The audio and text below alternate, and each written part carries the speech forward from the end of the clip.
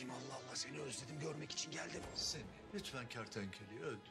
Neresinden vurayım? Ahmet'e bir şey olursa seni mahvederim. Sen de sanki böyle kanun kaçağı olmuş bir komiser tipi var. Elimden kurtulamayacaksın. Eski amirim Ünsal. Mona Lisa'yı yaktın. Çay koyduk üstüne. Halıyı mı yaksaydım yani? Aşk için bir insanın kafasına sıkması caiz midir hocam? Yolun sonuna geldin lan şerefsiz. Geber.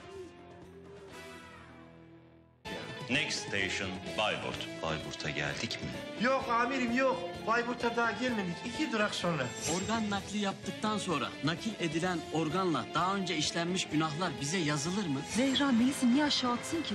Belki camda kertenkele görmüştür, yapıştı.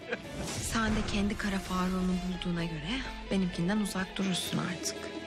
Bana bunu nasıl yaparsın Zehra?